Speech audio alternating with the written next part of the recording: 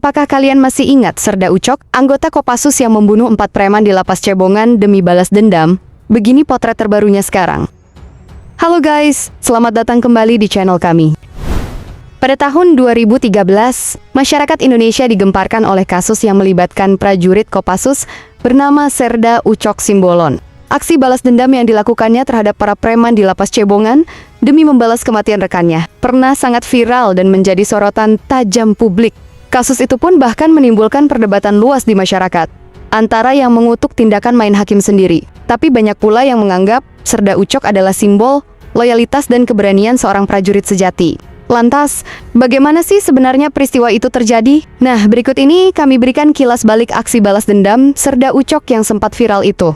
Namun sebelum lanjut menonton, jangan lupa menekan tombol subscribe dan nyalakan bel notifikasinya agar kamu terus tahu apa yang baru dari channel kami. Kisah Serda Ucok Tigor Simbolon mencuat setelah aksi balas dendamnya yang menewaskan 4 preman di lapas Cebongan, Yogyakarta. Peristiwa berdarah ini bermula karena kematian rekan sesama anggota Kopassus bernama Serka Heru Santoso. Peristiwa tragis tersebut terjadi pada 19 Maret 2013 sekitar pukul 2.30 WIB di Hugos Cafe Jalan Adi Sucipto, Sleman. Saat itu, seorang preman bernama Diki Ambon dan kelompoknya terlibat bentrok dengan 2 anggota Kopassus, yaitu Heru dan Allen. Diduga, senggolan di meja bar memicu keributan yang berakhir fatal. Serka Heru pun dipukuli dengan botol dan ditusuk tepat di bagian dada, hingga dirinya meninggal di tempat. Kabar gugurnya Heru pun membuat anggota Kopassus murka, termasuk Serda Ucok. Tak tinggal diam, dia mulai menyelidiki siapa saja pelaku pengeroyokan itu. Salah satu nama yang muncul adalah Diki Ambon alias Hendrik Benyamin Angel Sahetapi yang diketahui memiliki rekam jejak sebagai pembunuh dan pelaku pemerkosaan. Balas dendam pun direncanakan, tepatnya pada Sabtu 23 April 2013. Sebanyak 12 prajurit TNI digerakkan ke lapas Cebongan dengan perlengkapan tempur yang lengkap.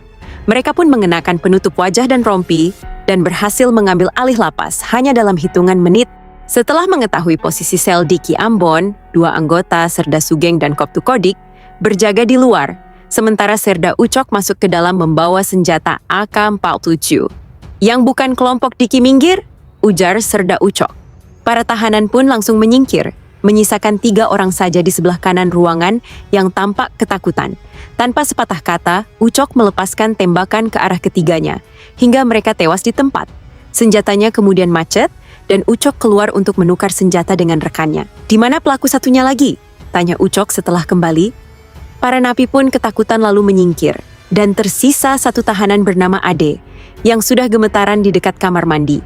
Ucok pun mengarahkan peluru dan menembak Ade lalu tewas di tempat. Setelah itu, mereka mengambil rekaman CCTV untuk menghapus jejak. Rangkaian aksi itu pun berlangsung hanya sekitar 10 hingga 15 menit saja, durasi yang mencerminkan bahwa para pelaku adalah pasukan terlatih. Setelah dilakukan penyelidikan secara intensif, TNI pun menyatakan bahwa para pelaku berasal dari satuan Kopassus. Serda Ucok Simbolon sebagai aktor utama dijatuhi vonis 11 tahun penjara. Sementara rekan-rekannya juga dijatuhi hukuman, Serda Sugeng 8 tahun dan Koptu Kodik 6 tahun. Setelah menjalani hukuman penuh, Serda Ucok Simbolon dikabarkan sudah bebas. Ada rumor menyebutkan jika ia kembali bergabung ke Satuan Telik Sandi Kopassus, yakni Grup 3 Sandi Yuta di Cijantung, Jakarta Timur. Grup ini dikenal dengan misi perang rahasia, intelijen tempur, combat intel, hingga kontra pemberontakan. Namun, belum ada konfirmasi resmi dari pihak TNI terkait berita ini. Serda Ucok juga pernah terlihat berfoto bersama ulama kondang Gus Miftah. Pada tahun 2021, ia juga pernah berfoto di depan Aula Satya Kartika di Kodim 0703 Cilacap. Walaupun tidak mengenakan seragam militer, namun sosoknya tetap saja mudah dikenali oleh netizen. Berbagai potret yang diduga menampilkan Serda Ucok juga kerap beredar di media sosial. Unggahan-unggahan tersebut pun langsung diserbu komentar dari netizen yang penasaran dengan kabar terbarunya hingga kembali membahas kisah lamanya. Nah, intinya kesibukan Serda Ucok sekarang dikabarkan seperti warga pada umumnya yang berbaur satu sama lain. Meskipun sudah tak lagi menjabat sebagai Kopassus, namun kiprah Serda Ucok semasa masih menjadi Kopassus tetap diapresiasi oleh masyarakat.